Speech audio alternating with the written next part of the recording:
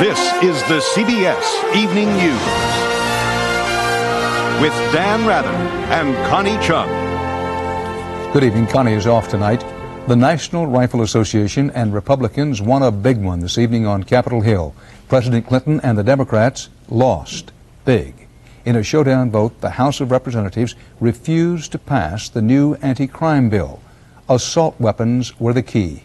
CBS News White House correspondent Rita Braver has the story. Rita? Dan, it was a stunning defeat for President Clinton. The Democratic-controlled House refused to bring his crime bill to the floor for a final vote. The Democrats went against the president by refusing to bring the bill to the floor. It went down 225 to 210, with 58 Democrats voting no and only 11 Republicans voting yes. A distressed president spoke to reporters. This is about the American people. It is their number one concern. And the American people are not foolish enough to be conned into believing that people are really for doing something about crime, but they had to pull a political trick to keep the bill from being voted on. Earlier, President Clinton cut short an announcement of his new White House counsel, Federal Judge Abner Mikva, to work the phones for the crime bill. But if I don't make some more calls, then I'll always wonder. His chief of staff had gone to Capitol Hill talking tough. Kick a little ass up here. But in the end, the administration and the Democratic leadership were the ones kicked. Their bill that would have added 100,000 new police officers, put three-time violent offenders in jail for life without parole, banned 19 kinds of assault weapons, and added millions for crime prevention programs went down. The vote came after the Republican National Committee sent Republicans who had supported the bill earlier a copy of a resolution threatening to cut off party funding because of the bill's gun control provisions. On the floor, Republicans claimed their main objection was to the crime prevention programs. The debate got very angry. This bill could have been, it should have been, a lean, mean crime-fighting machine. But there are too many election year goodies, trinkets, and gift-wrap spending programs piled on it. The society that cannot protect the physical security of their citizens is a pretty useless society, whatever else it can accomplish. Now, what you're hearing across the street is a demonstration against the Ethiopian president who is visiting the president here at the White House in the midst of all of this. And tonight, Democratic House members said that it is very unlikely that the crime bill will ever be resurrected. That does not bode well for the president's health care agenda or for the rest of his presidency, Dan. Rita Braver, live at the White House. The president is also in a heap of trouble tonight on his other major domestic priority in Congress, reforming the country's health insurance system. On Capitol Hill, CBS News chief Washington correspondent Bob Schieffer is tracking the latest on that story. Bob? Dan, as Rita said, this may foreshadow even worse news for the president's health care plans. Earlier today, House Democrats decided to postpone the first scheduled votes on health care next week because they said a financial analysis of the legislation was incomplete. But other Democrats told us privately they are nowhere near having the votes to pass any health care plan. Today's action just underlines the disarray Democrats find themselves in. And tonight, no one in the House can even say when the first votes on health care will begin. Things were just as confused in the Senate, where the health care point man, Majority Leader Mitchell, was being whipsawed. In one Capitol room, an AFL-CIO spokesman said organized labor, normally a staunch Democratic ally, wants to toughen Mitchell's bill to force business to pay a bigger share of the cost of health insurance. We will work to indeed strengthen the mandate as it now stands in the Mitchell bill. The employer mandate is, for all of us, the defining issue. But on the Senate floor, a member of Mitchell's own party assailed the bill for going too far already. Let us not try to ram something through on a party line basis with provisions to take effect in the year 2002 when we don't know what's going to be happening in this country or how much this program will have cost. Let us not do it. Republicans just intensified their opposition and claim public opinion is swinging their way. This is Phil Graham. May I help you? Graham of Texas, one of the most visible opponents, said he's getting 1,600 calls a day now. Will the bill pass? Over my cold, dead political body. Republicans claimed many of the calls came from angry senior citizens, mad because the nation's largest senior association endorsed the bill yesterday. The fact is, my phones are ringing off the hook by members of AARP in Arizona. AARP's phones are ringing off the hook by outraged citizens who want to know what they purport to represent. The partisanship, Dan, is running higher than ever, but the only thing that can be said for sure, things are in such a muddle now, no one knows what's going to happen. Dan. Bob Schieffer live on Capitol Hill. New White House guidelines were issued today aimed at trying to prevent any more embarrassing cases about ethics in government. The new policy forbids cabinet members and all presidential appointees from accepting travel, gifts, or other favors from companies they are supposed to regulate. This comes as Agriculture Secretary Mike Espy faces accusations about travel and gifts he reportedly received from the nation's biggest poultry producer. Owners of Major League Baseball teams were said to be talking by telephone today about possible ways to head off a players' strike. But there is little hope of avoiding a walkout at the conclusion of the last game tonight. In this dispute over money, big money, correspondent Bob Orr reports there will be a lot of losers. In a game that is increasingly about money, baseball is again about to strike out. Yeah, I think it stinks. I mean, they're already making enough money. I think the whole thing's a result of obscene pursuit of wealth. With some teams already packed and the rest only awaiting tonight's final out, baseball is sliding headfirst toward its 8th work stoppage in 23 seasons. Millionaire owners are demanding a salary cap. Millionaire players reject that and are choosing instead to go without paychecks. They won't be alone. I feel bad because I got to feed my family. And now, I have to go look for another job. It's going to be hard. Restaurants and other businesses which depend on ballpark crowds are bracing for layoffs. There's no joy at Murphy's Bleachers outside of Chicago's Wrigley Field. I feel bad for the little guy. I'm going to have to lay off some bartenders starting Friday. If the players leave their jobs for the remainder of the season, New York City expects to lose $109 million in revenues. Other cities like Chicago could lose even more. Atlanta, proud to host the '96 Olympics, will be embarrassed to lose its top summer attraction. The Atlanta Braves have been the engine and the thrust of our tourism for the past 3 years. Perhaps no city, though, will suffer like Cleveland. After 40 long years, Indians fans finally have a contender and a new ballpark. For them, the pain goes beyond money. I think they're being very unfair to the fans and the city that builds them this beautiful stadium. And here we go again. As the final games were being played, there were no new negotiations. The nation's first fan tried an appeal. There are a lot of little kids out there who want to see this season come to a close. And there are a lot of not so little kids out there who know that this is the most exciting baseball season in 40 years. But negotiators say only a lightning bolt breakthrough now could keep the lights from going out on Major League Baseball. And nobody wants to guess when they might come on again.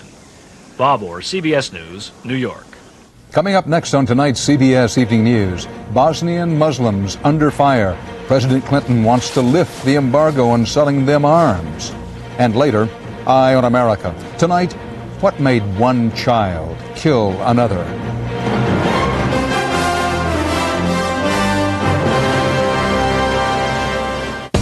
Announcing a great way to get away from it all, including high monthly payments in a new Eldorado.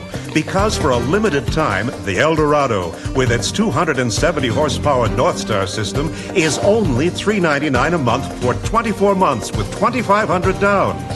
The Cadillac Eldorado. See your Cadillac dealer now before this special offer dashes by.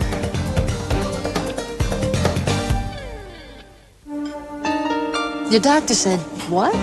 Listen, if you're a woman and you get heartburn, should you take these, which have aluminum and magnesium, or should you take new Tums Ultra with calcium? Tums Ultra tablets, which dose for dose neutralizes more acid than regular Mylanta or Maalox. And gives you calcium, something your body needs anyway. If you're not sure, ask your doctor. See what she says. About Ultra. About the civil war in the Balkans tonight. The situation in Sarajevo, Bosnia, is described as extremely grave, with almost no food left in the city. United Nations aid flights were canceled today after 3 UN planes at the Sarajevo airport were hit by gunfire. No word on which side fired the shots. The Serbs have the high ground. But President Clinton is talking again now about lifting the embargo on arms sales to the outgunned Muslims. CBS News correspondent Alan Pizzi is in Sarajevo. 11-year-old Mirela Plaučić didn't know about arms embargoes. She died playing in the street, victim of a sniper. "You're killing innocent children," her father screamed. "Why don't you kill me?" French anti-sniper units were powerless to strike back. President Clinton wants to give the Bosnian government the means to retaliate on its own. In a letter supporting an amendment by Senator Sam Nunn to lift the arms embargo on the Bosnian government by mid-October, the president wrote, "It has been my long-held view that the arms embargo has unfairly and unintentionally penalized the victim in this conflict." The letter also backed the latest peace plan, which includes the demilitarization of Sarajevo, which the UN commander and the Bosnian government discussed today. We agree 100% how to do it. So General Rose has a full support from our side to proceed on that. But the UN believes up to 3,000 government troops have been moved from stable areas like this to a combat zone north of here in the last few days. The trenches around Sarajevo have been relatively quiet for nearly 6 months. The UN believes they can help keep it that way, and lifting the arms embargo would be the worst thing that could happen. The UN has long held that if the Serbs start to lose to the Bosnian government forces elsewhere, they'll punish Sarajevo. And as they showed today, it's all too easy. Alan Pizzi, CBS News, Sarajevo. Police investigating yesterday's crash of a South Korean jetliner are blaming the pilot and co-pilot, and they are blaming each other. The Canadian pilot and the Korean co-pilot reportedly got into an argument while attempting to land on a South Korean resort island in the middle of a rainstorm. As the cockpit crew struggled for control of the Airbus, it skidded into a runway barricade. Everyone on board managed to escape just before the plane burst into flames. Coming up next on the CBS Evening News, friends of Nicole Brown Simpson defending her reputation.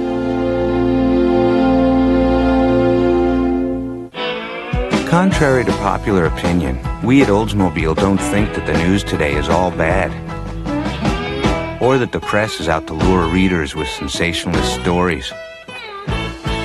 In fact, we've been impressed with the fair, even-handed judgment they've used in selecting and reporting the news. We just wish they'd make our name a little bigger. It's your money.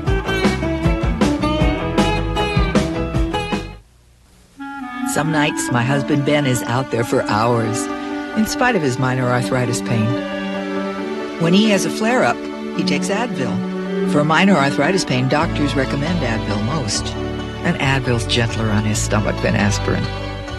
He says Advil lets him get back to doing what he loves. And without the pain, he sleeps better. Says he wakes up feeling ready for another day. Advil, advanced medicine for pain. I was worried I needed surgery for my hemorrhoids, but the doctor said they weren't serious and to use Preparation H. Preparation H, trusted by millions to often help relieve those intense hemorrhoidal symptoms of itching, burning, and painful irritation for hours. Trust. Doctor-recommended Preparation H. It's a great time to be silver because you're over 50 and you haven't lost your edge. Now there's a Centrum made just for you.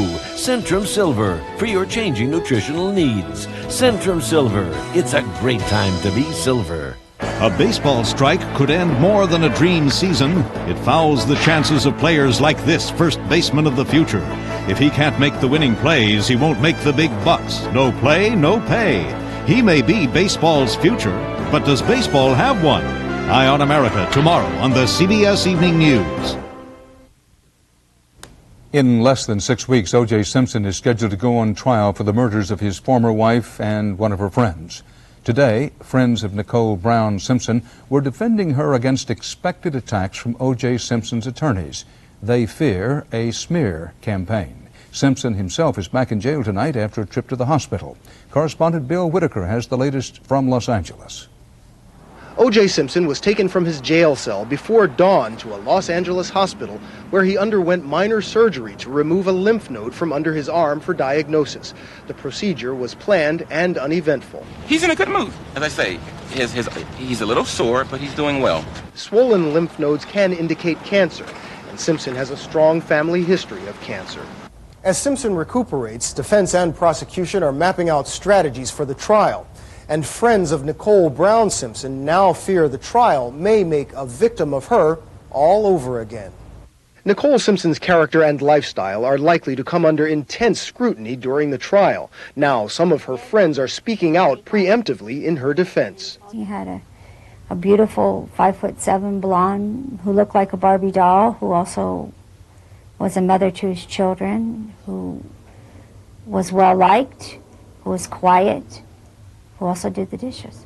Patricia Rose became fast friends with Nicole a few years ago at a so-called New Age body language class.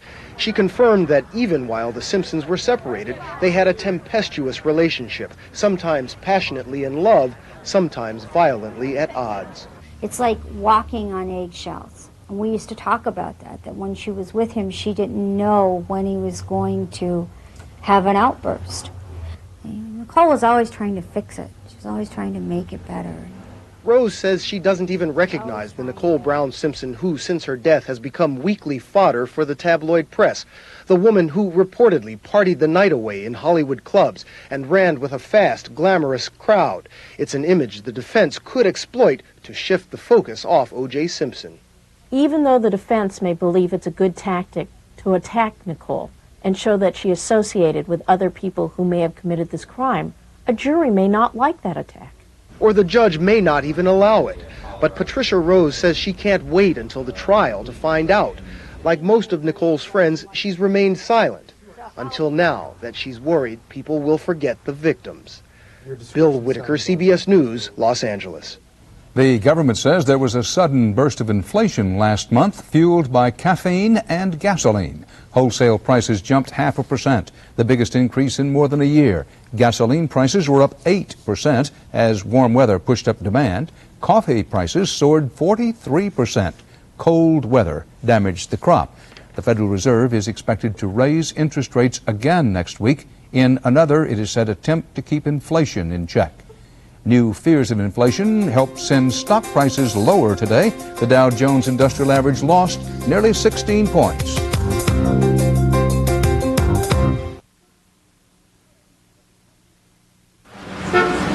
Hello, you've got to try Mueslix. Some kind of a joke? No, it's something you eat. Maybe it's something you eat. Once you get past the name Mueslix, oh, please just try it. You're going to be real surprised by the taste. Crunchy. Mm-hmm. Raisins? Almonds? Dates? Kellogg's Mueslix cereal has a cup of fruit and nuts in each box. That's 50% more than General Mills' Basic 4.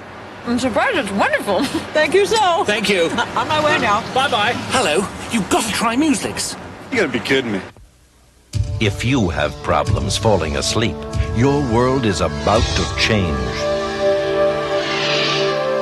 Unisom Sleep Gels have a special liquid center and their maximum strength, so they're as effective as anything you can get without a prescription. They help you fall asleep fast and wake up refreshed. If you have problems falling asleep, try maximum strength Unisom Sleep Gels, a remarkable idea from Unisom. Where's the pharmacy? Okay, you go around motor oil, left at lingerie, around the... Why go through all this to get low prices on healthcare products? Just go to your neighborhood medicine shop pharmacy. With nearly 1,000 stores nationwide, we have the same buying power as the big chains, so you'll always get a low price and personal service. The Medicine Shop, what a pharmacy was meant to be. Save money on non-prescription products this month and join the Medicine Shop Pharmacy in raising funds for my kids. If you're looking for the only car with the 270 horsepower North Star system that travels 100,000 miles between scheduled tune-ups and accommodates 6 adults, you'll find it at this number. $499 a month for 24 months with $2,400 down. Cadillac DeVille Concours, creating a higher standard.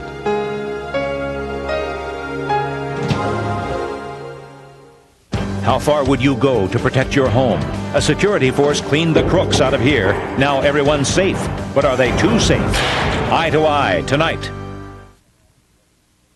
Yet another tragic spin-off today in the Rwandan refugee crisis. Thousands of local residents set up roadblocks and clashed with Zairian military troops near the refugee camps in and around Goma. They said they were protesting theft and brutality at the hands of Zaire's military. The troops are supposed to be there to maintain order and bring relief supplies to the refugees. No matter how dismal conditions are in the camps of Zaire, and they are very dismal indeed, many of the refugees flat out refuse to return to Rwanda despite repeated promises of safety. CBS News correspondent Barry Peterson reports from inside Rwanda. For 100 miles, often barefoot, they walk home. But you don't see thousands, only hundreds, only a start. This too is a start. A few brave ministers willing to ignore rumors of retaliation, ready to lead their flocks back to Rwanda. I'm confident now, says the Reverend Kayabanda, that it's safe for my people to come back. In the refugee camps, people live with squalor and overcrowding. It's all the more amazing that they stay when you see what they have left behind, whole villages that are empty. Rwanda is a country of ghost towns.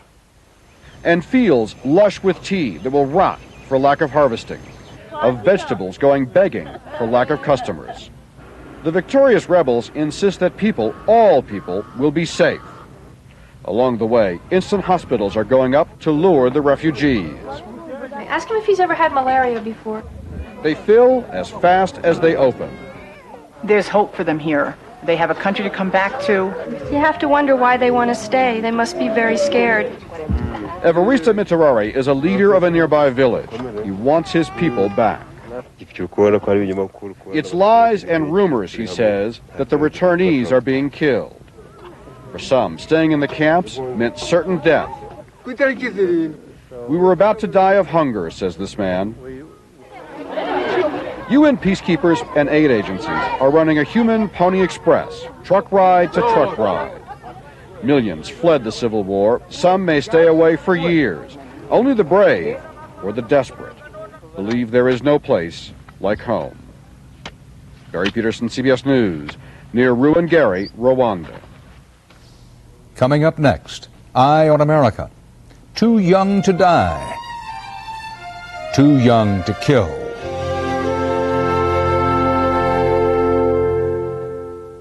Attention heartburn sufferers. If antacids work, why do I keep getting heartburn? You know, frequent heartburn may be a sign of a more serious medical problem. Your doctor has treatment plans that can help. Frequent heartburn. Isn't it time you talk to your doctor? It's a great time to be silver because you're over 50 and you haven't lost your edge. Now there's a Centrum made just for you. Centrum Silver for your changing nutritional needs. Centrum Silver. It's a great time to be silver. Is the gray in your mustache or beard making you look too old? Now there's Just for Men Brush-In Color Gel, specially for the hard-to-color hair of mustaches and beards. This brush-in gel stays put to penetrate hard-to-color hair. In 5 minutes, rinse. Your mustache or beard blends with your natural hair color, and it won't fade or wash out. Now that's a lot better. Just for Men Color Gel from the leader in men's hair coloring. The interior of the new Honda Accord creates an open environment. It's roomy and comfortable and available in fine leather. The reinforced body is insulated to be quieter than ever. When you consider everything the new Accord has to offer, it becomes an open and shut case. The new Accord EX from Honda. You might be confused by all the different types of pain relievers and all their claims, but your doctor isn't. They call one type NSAIDs, like aspirin, ibuprofen, and the latest pain reliever with the main ingredient naproxen sodium. The pain reliever in Tylenol is different from all these, especially when it comes to your stomach. To varying degrees, every NSAID brand can sometimes cause the side effect of stomach irritation. Tylenol won't. The choice is clear. Tylenol, the pain reliever hospitals use most.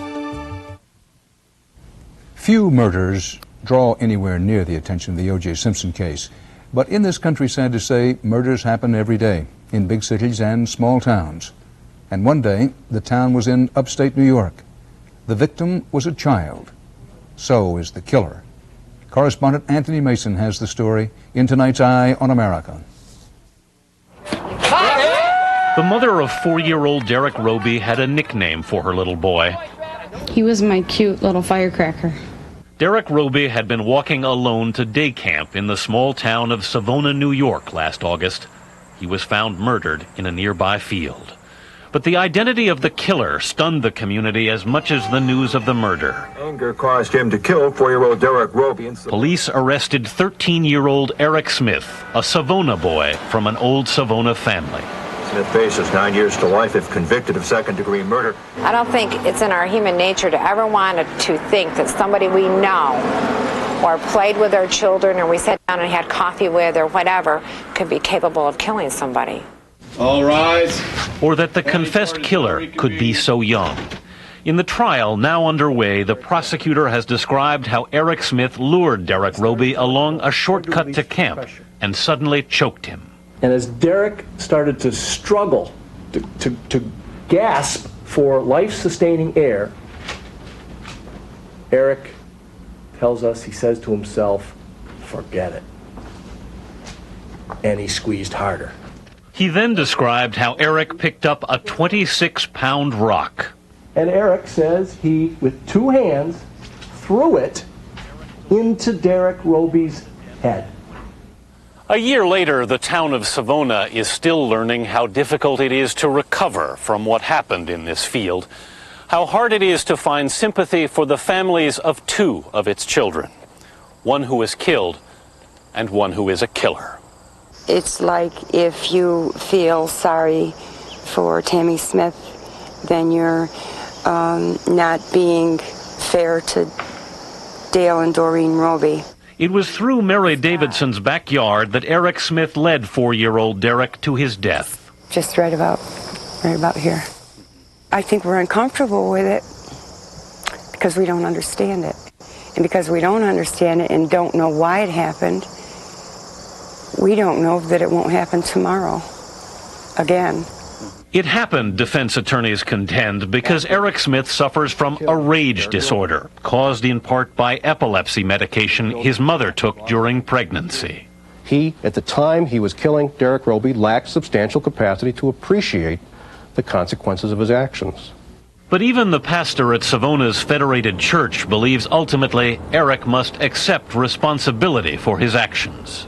Until the perpetrator of the crime can really repent of what he did, then there is no forgiveness possible. But in Eric Smith's long, blank stare, there appears to be no repentance. So Savona is waiting for the trial to end, for the media to leave, so life maybe can move on.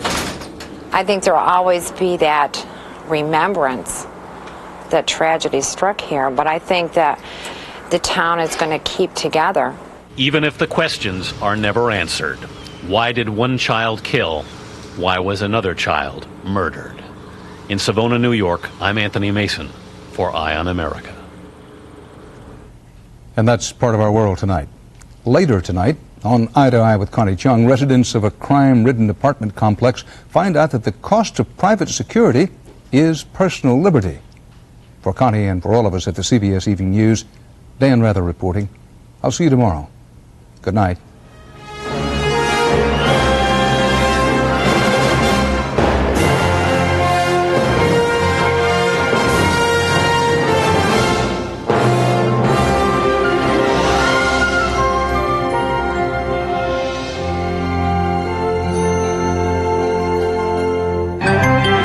Experience CBS News.